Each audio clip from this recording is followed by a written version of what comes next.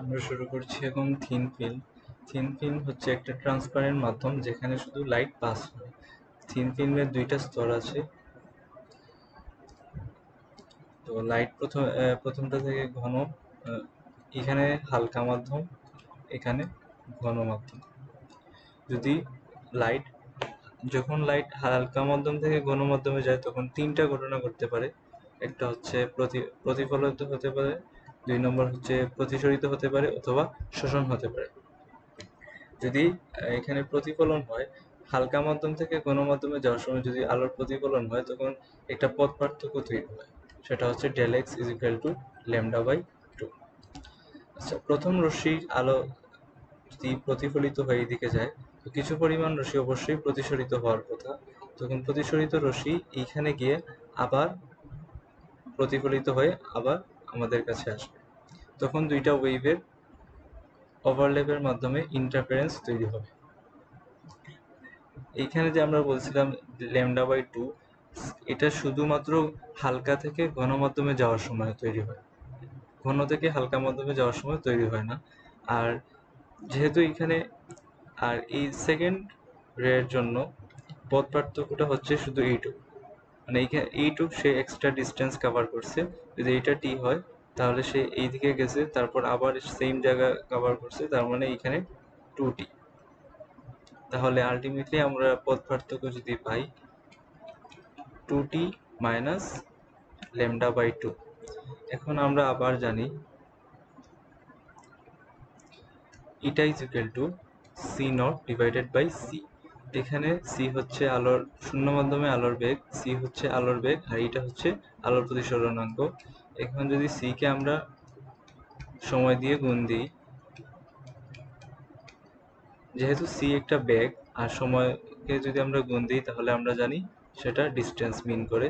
তার মানে এইটাকে যদি আমরা এল নট বলি আর এটাকে যদি এল বলি তাহলে L not is equal to eta by eta into L. তাহলে এই 2t কে আমরা এইভাবেও লিখতে পারি 2 ইটা t মাইনাস। আচ্ছা, এখন যদি আমরা কনস্ট্রাকটিভ ইন্টারফারেন্সের সূত্র দেখি,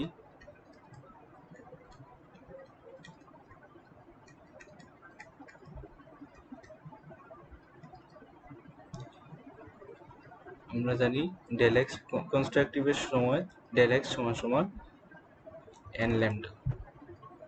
তাহলে del x সমান সমান আমরা একটু আগে দেখছি যে 2 mu t minus λ/2 is equal to n lambda.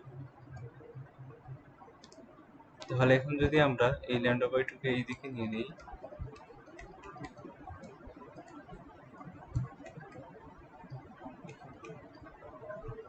এখন যদি আমরা এখান থেকে λ/2 কমন নিয়ে নিই তাহলে λ/2 2n প্লাস 1 এটা আসে। এটা আমরা সূত্র হিসেবে ইউজ করতে পারি, অথবা এখানে যদি আমরা বলে দিই যে n হচ্ছে একটা ইভেন নাম্বার, n একটা অড নাম্বার, যদি এইভাবে বলি n একটা অড নাম্বার তাহলে আমরা এই সূত্রকে এভাবে লিখতে পারি t is equal to n λ/2।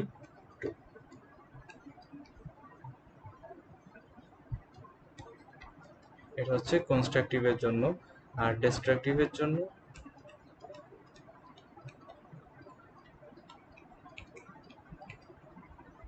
পথ পার্থক্য আমরা জানি del x সমান সমান 2n প্লাস 1 λ/2। তাহলে সমান mu t minus λ/2 is equal to 2n plus 1 λ/2। এখান থেকে যদি আমরা কাটাকাটি করতে পারি তাহলে 2 mu t is equal to আসে n ল্যামডা। এটা হচ্ছে ডিস্ট্রাকটিভের জন্য। আমরা যে সূত্রগুলো পড়ছিলাম, এখানে যদি আমাদেরকে অ্যাঙ্গেল দেওয়া থাকে তাহলে আমরা এই সূত্রের মাঝে শুধু cos আর প্রতিফলিত cos আর রিফ্লেকটিভ অ্যাঙ্গেলের কানেকশন করব। তাহলে যদি এটা অ্যাঙ্গেল যদি দেওয়া থাকে তাহলে কনস্ট্রাকটিভের জন্য হবে 2 mu t cos r is equal to,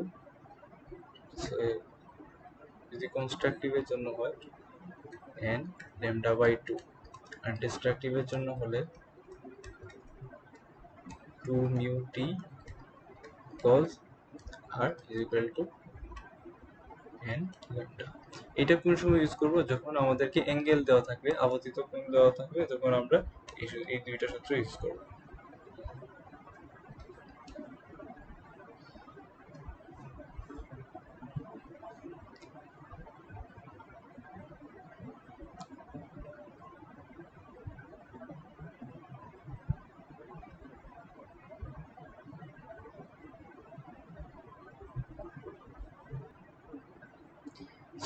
এখানে প্রথম কোয়েকশন আমরা দেখতে পাচ্ছি যে a parallel beam of light is incident on a thin glass plate such that the angle of refraction into the plate is 60 degree.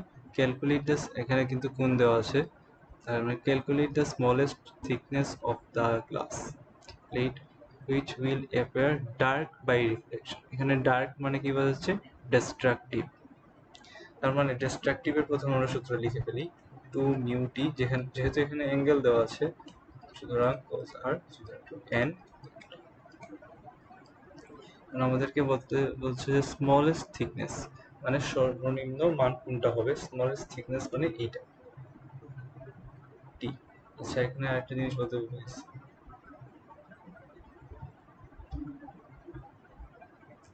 এই যে thin film যেটা আছে, এটার এইটুকু যে ডিস্টেন্স, থিন ফিল্মের যে পুরুত্ব, সেটাকে আমরা টি হিসেবে কাউন্ট করি। এই টি হচ্ছে থিন ফিল্মের পুরুত্ব। তাই মানে এখানে বলছে স্মলেস্ট থিকনেস মানে সর্বনিম্ন কতটুকু পুরুত্ব হতে পারে থিন ফিল্মের। এইটা বের করতে হলে আমাদেরকে টি মিনিমামটা বের করতে হবে। তারপরে সব, এখন আমাদেরকে আর কি দেওয়া আছে? আমাদেরকে বলা আছে যে angle of reflection into the, আর ডাইরেক্ট দেওয়া আছে, সমস্যা নেই।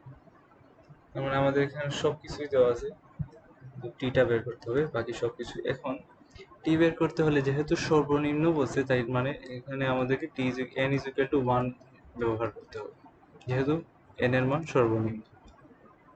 যেহেতু দুইটা n আর t দুইটা সমানুপাতিক, তার মানে n যত কমবে t তত কমবে। সেম, এই জন্য n এর সর্বনিম্ন মান ইউজ করলে আমাদেরকে টি মিনিমাম পাওয়া যাবে, কারণ বাকিগুলো সব কনস্ট্যান্ট। এই জন্য আমরা n is equal to 1 use করছি।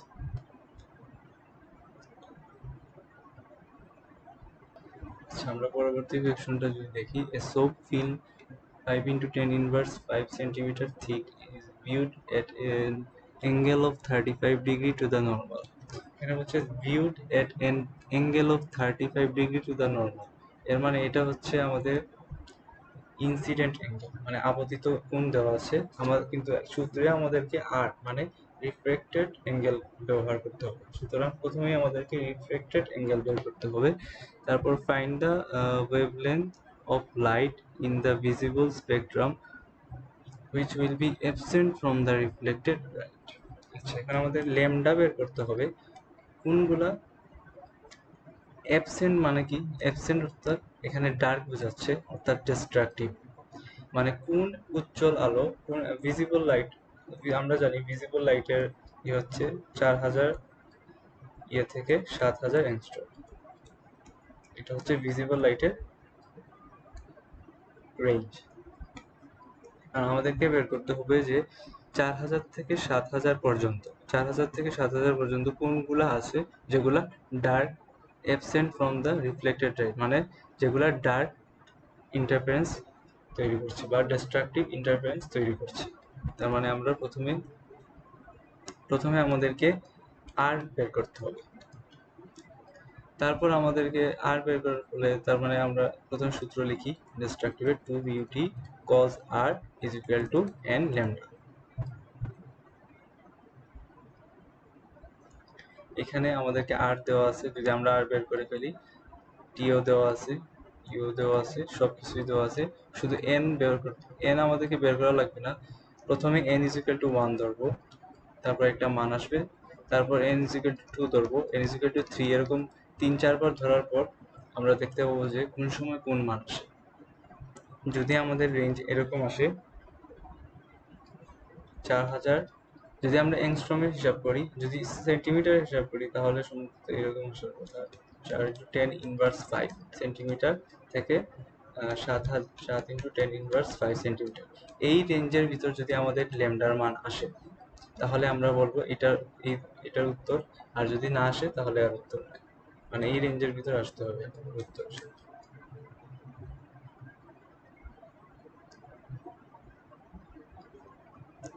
তারপর একটা question, a soap film of refractive index 4/3 and of the thickness 1.5 into 10⁻⁴ centimeter is illuminated by white light incident at an angle of 60 degree. তার মানে এটা ইনসিডেন্ট অ্যাঙ্গেল দেওয়া আছে 60 degree. The light reflected by it is estimated by a spectroscope in which is found a dark bond corresponding to a wavelength of 5 × 10⁻⁵ centimeter. Calculate the order of interference of the dark band.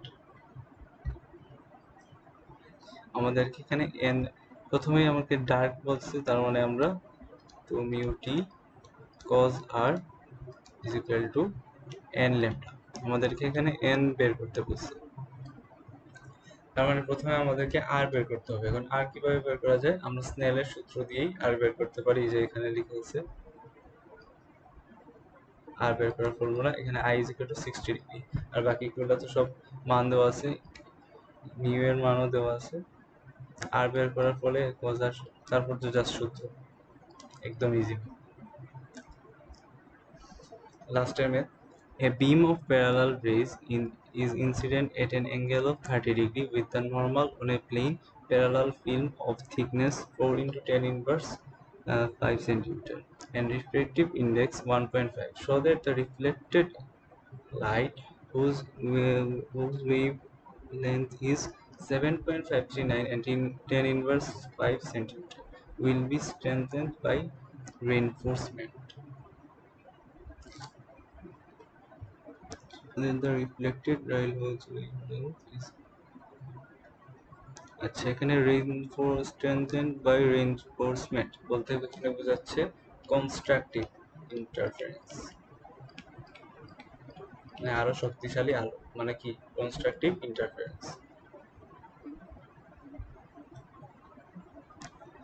তাহলে এখানে আমরা constructive ইন্টারফারেন্সের যদি সূত্র লিখি 2μt cos r is equal to, আমরা জানতাম λ/2 2n+1। এখন যদি আমরা এখানে বলি n is equal to n must be odd, যদি n odd হয় তাহলে আমরা এই সূত্র ইউজ করব, cos r is equal to এখানে 2n+1 এর বদলা শুধু আমরা n ইউজ করব।